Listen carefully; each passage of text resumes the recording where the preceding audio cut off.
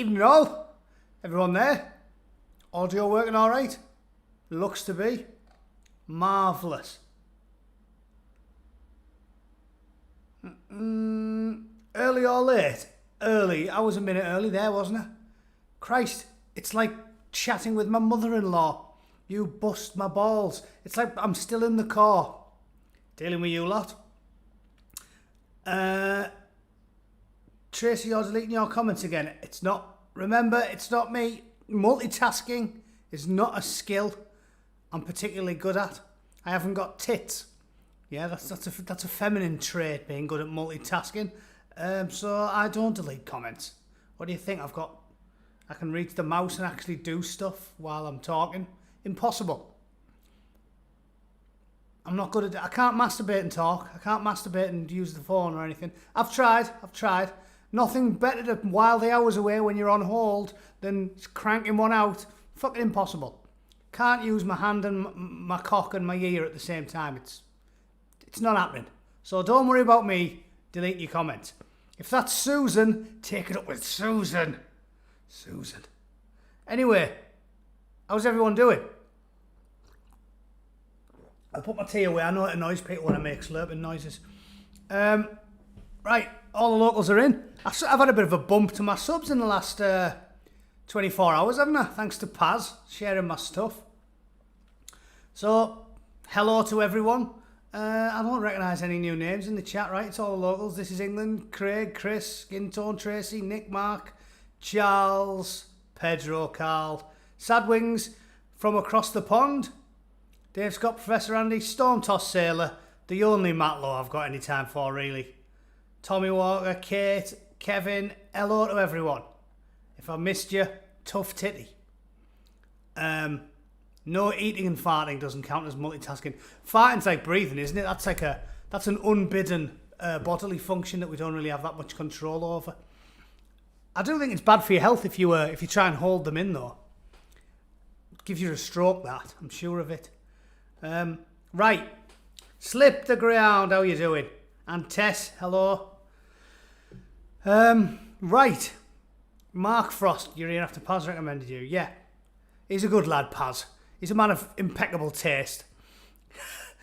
I think actually Paz probably gave me my first proper boost when I had about 500 subs, so he's an ally of this channel.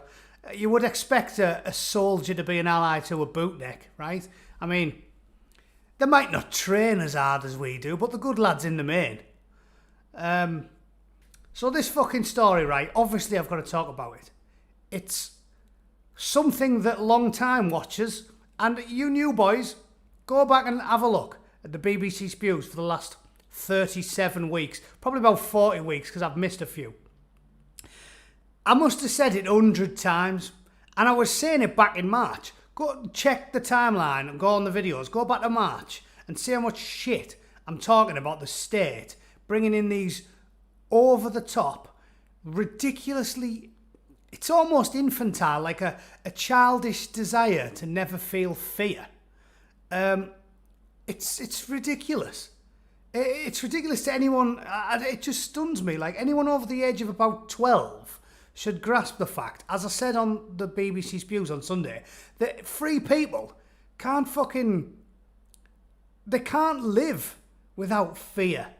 Free people have to deal with fear. If you want to never feel fear again, and you're a woman, go and live in one of these authoritarian police states like Saudi Arabia, where you're not allowed out the house without a chaperone. Those women aren't scared, are they? They're not scared of getting raped because they're with the fucking dad and the granddad 24/7. They can't go out for a piss without some geezer watching them. Have you got your kung fu costume on? Yeah. Oh, I nearly seen a bit of ankle there. Add 3 inches, you cunt. It's ridiculous.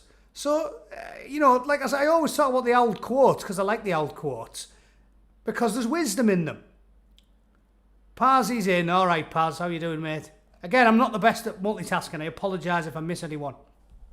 Thanks for the chuck up. Help me out again. I was talking about you can rewind and see that. But the point I'm getting at here is freedom it comes with a responsibility, right?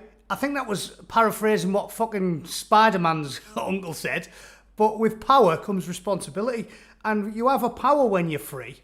It's a power that not a lot of people have. To be a free man or a free woman in a relatively free country. And you have to use that responsibly. And this is where the left disagree, and where I fundamentally disagree with them. Because they want to say, because I'm free, there is no responsibility on me at all. And that's not true. You have a responsibility to behave in a responsible manner as an individual in a free society. And yes, if you walk down the street with your beef curtains out, showing your cherry red nipples outside the fucking place of worship of the followers of the desert god on a Friday afternoon, maybe you're going to get in some trouble if you do that. Now, obviously, if any of them assaults, rapes, molests, tries to slip a few digits in as you walk past, they should be prosecuted for that behaviour, because we live in a country of law, or we fucking used to. We used to have a rule of law. But that doesn't mean you don't have a responsibility on your part. It's totally incorrect where these women do these slut walks and say, of course I should be allowed to march into the mosque with my baps out on a Friday fucking afternoon and say, suck on this, you bastards. No, but you have your own responsibility there to behave in a way that doesn't needlessly and purposely antagonise people and needlessly take risks. It's not sensible to needlessly take risks. This is why the Darwin Awards are always blokes, aren't they? Because they fling themselves off, tall buildings. Base jumping isn't sensible. And if you die when you're base jumping, which again, really weird, but if you die when you're base jumping, everyone goes, silly bastard, you knew the risks, right? If you fling yourself off the transporter bridge and your parachute doesn't open properly and you fucking face plant the tarmac and they have to scrape you off the fucking floor with a large shovel. 2's up on that job, by the way. Same for the guys who drive the trains. I feel sorry for them bastards when they have to pick brains out of the hair. But, there's a real responsibility on you to take some of the consequences for your own safety. Kate, exactly right. It's 50-50. Nobody's saying that you should be getting raped or beaten if you go on a slut walk and walk through the roughest, most jihadified area of London with your threepenny bits out for all the boys to see. Nobody's saying you deserve to be assaulted, but if you do get assaulted, some of the blame lies on you for not being sensible enough to do a basic risk assessment.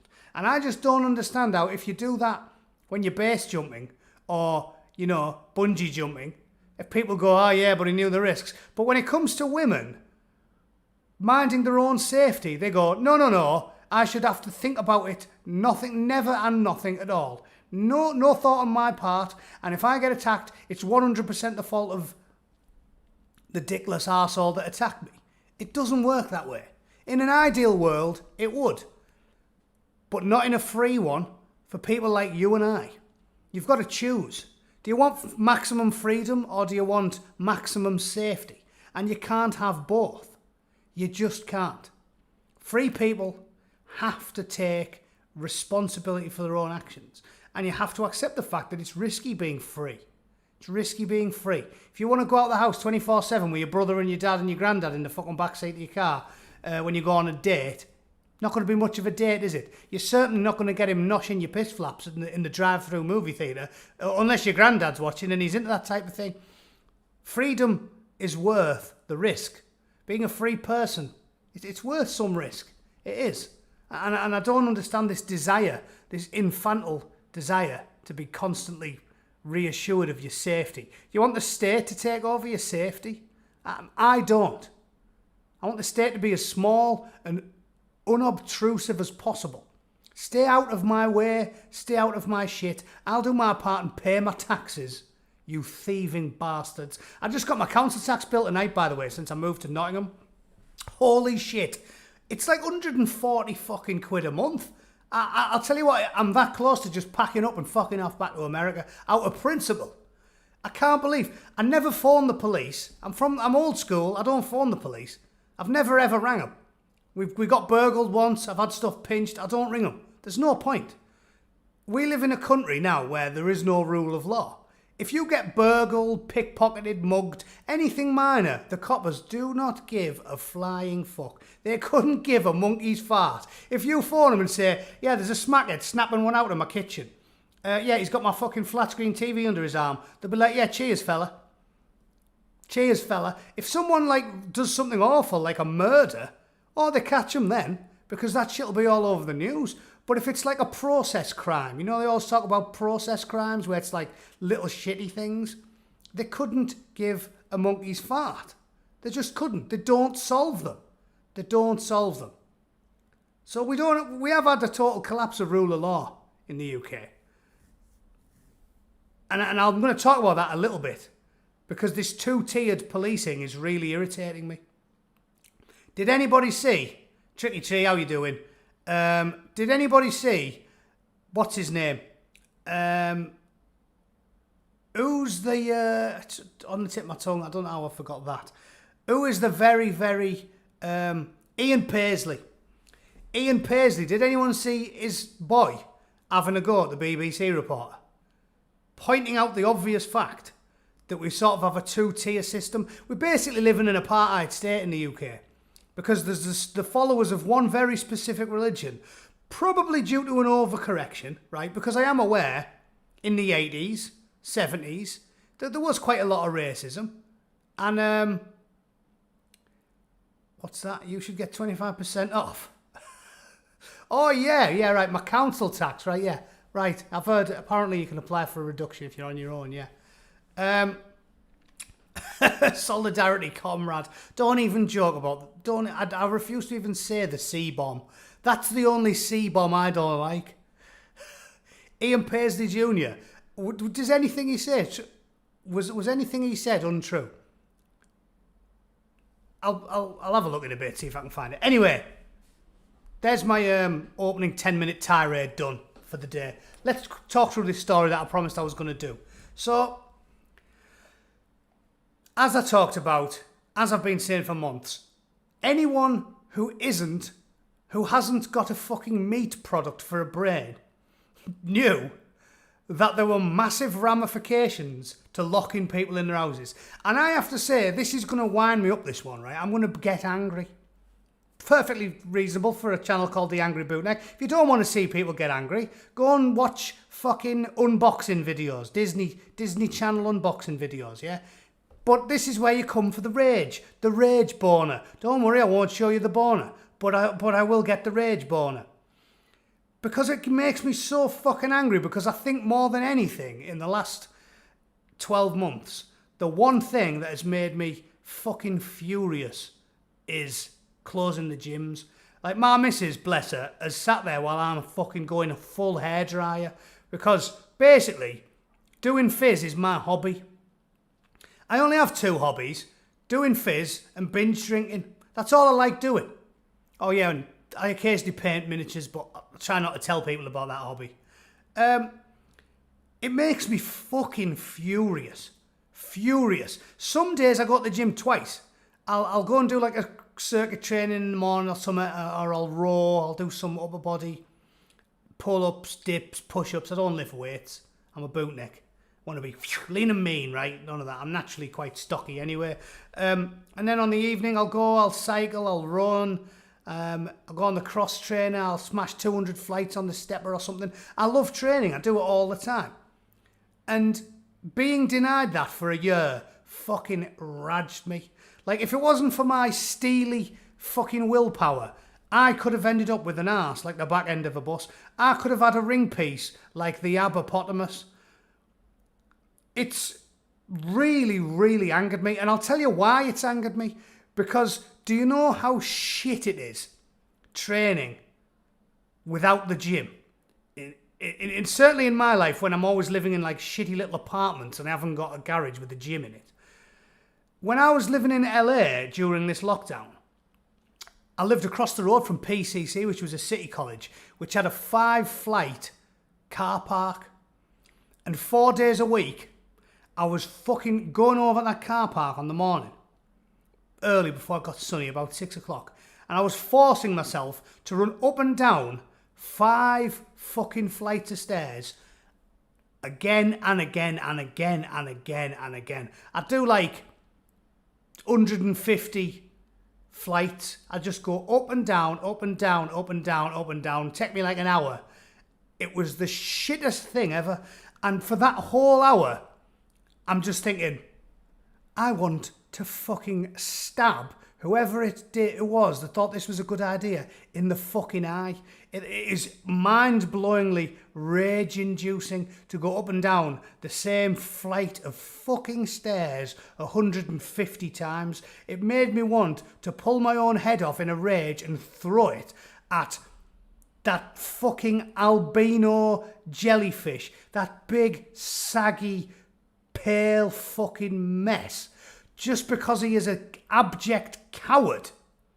And he got a little bit sick because he doesn't take care of his fucking self, because he's got mayonnaise lining his veins. He ends up in the fucking hospital. And I'm not allowed to go to the gym for a year. It filled me with fucking rage. I was like, I'm walking up and down this same flight of stairs 150 times because you're paranoid about a 94-year-old morbidly obese fucking wreck losing 100 hours of life. Like, it doesn't make sense. It doesn't make sense. Nothing, 99% survival rate, and I'm not allowed to go to the gym for a year because saggy, baggy, fucking rock hard arteries, 6-figure blood pressure, Boris fat fuck is terrified of the flu. What a fucking chopper. It proper raged me. And several times, probably several dozen times in the last 12 months, I've just been venting and my missus going, it fucking doesn't make sense. No aspect of it makes sense. Why? Why did we do this? Because of abject cowardice, that's why. And let me read the story anyway, rant over. There was more than 1 million hospital administrations for obesity-related treatment in England in the year leading into the global pandemic. The record number provides the clearest indication yet of the scale of the obesity problem as coronavirus started to spread across the UK. Being overweight is one of the most significant risk factors. So why, if you're young and fit and not fat, couldn't you go to the bastard gym which will stop you getting fat in the first place? It's like lunacy. What did I say? What did I say in March last year? Let the individual do the risk assessment. There is nothing more sacred than the sanctity of the individual. We can decide, free people, free men and women, and other, right? Got to be inclusive in 2021. Free men, women, and fucking other can decide for themselves how much risk they want to take. And don't give me that, oh yeah, well you might be healthy, but you could give it to someone else. Well, if that person's so fucking scared, they shouldn't be in the titty bar with me, should they? If they're so fucking fat and unhealthy and terrified, they shouldn't be next to me in the fucking titty bar. They should be staying at home. Individual risk shaming. Risk shaming. I'm just reading the COVID fat shaming. I told you I can't multitask. Individual risk assessment. If you're fat, if you're ill, if you're over 70, you stay in and you take whatever measures necessary to see yourself right. You wear a mask. You do all your shopping online. There's almost nothing you can't do. We could even say, what we'll do is, we'll a 2-hour period each day when only paranoid shithouse bellends are allowed in. So let's just say you want to go to the Morrisons, 2 till 4 is fucking pansy hour, right? And that's when you go and do your shopping. But you cannot tell a 19-year-old lad who's supposed to be enjoying the best years of his life that he's not allowed to go to the titty bar because you're really, really scared of your fat, disabled 93-year-old great granny popping her clogs. You don't have the right to do that. It's not moral. It's not just. It's not justified. It's lunacy. And the fucking legalese that our scumbag, weasel, shitbag, scum-sucking politicians use is the worst and most egregious part of it all, right? Because all they do is change the laws on a whim and then say, legal that. Well, we can all do that. We have a legal tradition in this country, stemming back hundreds of years. A long, hard fought for constitutional monarchy. We don't have a written constitution, but we have precedent set out through the centuries to tell us what we can and can't do. And our nation was always like that. We never rushed into anything. Not really until the Blair era. The Blair era, been in America too long. Era. Not until the Blair era did they start fucking churning them out on a whim. That's illegal, write me a law. That's illegal, change that law, change that law, change that law, write me a new one. I haven't got a Supreme Court, fuck it, let's make it. And I'll stack it with partisan left-wing shit cunts. Let's just do that. Do it, fuck it, I'm in charge. Do it. Write it, change it. None of the fucking due diligence that we always did for hundreds of years in this country. Careful. That's what a conservative is. You conserve that which you have. And you make gradual, incremental, very, very careful changes. Very slowly. Think about risk. Think about what can go wrong. Think about all of the ramifications. The pedal going into the pond. The changes that go on. It's ridiculous. It's ridiculous. AB should be arriving in 9 minutes. What does that mean? You're putting me off now, Charles. You know I'm a bit of a boomer. If you start saying things like that, I think I'm doing what I've done before and I'm ranting away in front of nobody. So, less of that, right? Less of confusing the angry boomer. It's ridiculous. It's fucking ridiculous. So, there is no legal, logical, or reasonable way you can tell me that any of what we've done is acceptable. Just because they change the laws on a whim nowadays doesn't make it right. They change the law on a fucking whim, but they don't think about it, and that's not how we used to do it. Conservatives are absolute shocking, and that fat albino jellyfish is the worst. The worst. The cowardice, just because he got sick. Look in the mirror, you fat, saggy mess. Look in the mirror, Boris. You got sick because look at the fucking clip of you. He just looks ill anyway, doesn't he? He's pale, he's fat, he's saggy, he's dishevelled, he doesn't have nice teeth or clear skin. He looks like a piece of shit. Sort your fucking life out. I honestly think it's totally immoral to tell young people, best years of your life, 18 to 30? All these poor kids not going out for a whole year just because of the cowardice and failure and paranoia. Terrified of the lawsuits, these shitbag politicians. I just think it's fucking shocking. I think it's immoral. Absolutely. Anyway, let's have a look. 17% increase in hospital admissions. 17%. So that amounts to almost 150,000 more instances of people being admitted to hospital. There you fucking go. There you go. Boom. And that's one metric, right? I'm not going to go on about it because you guys have been watching me for long enough now, but that's one. I can reel off the rest. Increases in spousal abuse, child abuse, drug addiction, alcohol addiction, strokes, heart attacks, throat cancer, testicular cancer, skin cancer, every fucking thing. I can reel them off. And they've all gone north. Every one of them. One metric. Increase in hospitalisations from obesity. 150,000 people. And how many have we lost to COVID? 100k? Well, there's one fucking metric and we're 50k in the hole. From one. And they inflated the COVID death statistics, right? We know for a fact, we've all heard the stories about the bloke getting twatted by a bus, COVID death.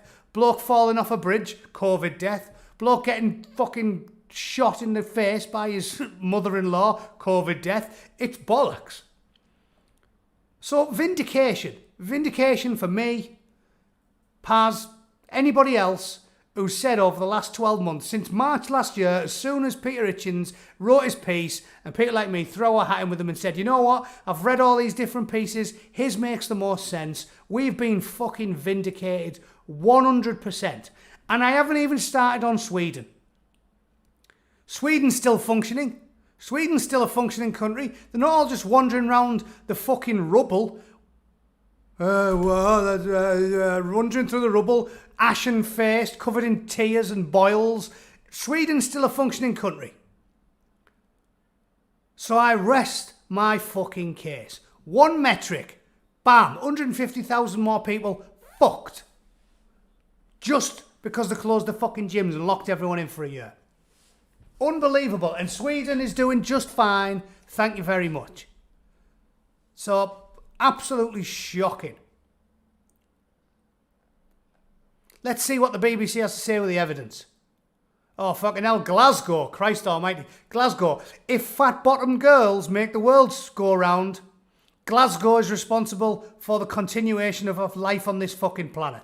If there is a fatter town than Las Vegas, I haven't fucking been to it, and I've walked through council estates in Middlesbrough. I've seen some roly-poly fucking butterballs going about their business, rolling to the shop to buy their state-funded scratch cards and special brew. Fucking Las Vegas has got to be near the top of that rancid tree. And it's shocking. Look at him. Fucking head like a wheelie bin. They told me I could die. It's not entirely your fault for a change, Phil. Phil, you might have more chins than the Chinese phone book, but it's not entirely your fault, fella. For once, I have some sympathy for the morbidly obese. It's the fucking government's fault. Scientists are still trying to understand why the coronavirus poses such a risk to those that are significantly overweight. Everything's a risk when you're significantly overweight, for fuck's sake. Pregnancy's a risk when you're overweight. Everything is a risk. Exercise is more of a risk when you're overweight. Basically, I'm going to fuck off soon. I just want to wrap this up. We need to go back to the good old days where your doctor used to tell you off. Right? The doctors used to tell you off if you were a fat knacker. Fucking this modern namby-pamby shit. I remember being like slightly overweight when I was 10, and the doctor come in and said to me, Dad, oh, he's a little bit of a fat fucker, isn't he? Well, all right, I'm paraphrasing. Maybe he didn't say that exactly. But he had a go at me. And I remember because my dad said, you need to talk fatty, because the doctor was quite chubby as well. And the doctor laughed and said, hey, I know I'm not exactly perfect. They used to tell you off. They used to say, whoa, sort that out. Now we just go, fucking hell. Don't body shame me, girlfriend. You know, I've seen these silly cunts on fucking, Vice. You go, girlfriend. What? You've got an ass like the back end of a bus. Fucking human rhinoceros. Fucking head like a wheelie bin. And they're like, oh, you go, girlfriend. Sexy. No, sort your fucking life out. Sort your life out. You're a fucking clip. If we went back to that and the doctors were actually telling people, seriously, and I'm not taking the piss now. Of course, don't make them feel small and insult them. But they should be encouraging them very strongly. Saying, listen, of course it's not the end of the world if you're overweight. Of course, you're a nice person. That's the most important thing. I'm sure what's in here is good. Except for all the fucking globules of solidified buttermilk floating around it. I'm sure you've got a good heart. But that's what you need to do. That you need to lose some weight. You're not a bad person. You do matter. Of course you matter to society. I'm not judging you by what you look like, but you need to sort your shit out. Because it's bad for your health. Think about your family. Think about everybody else. It's not fucking on.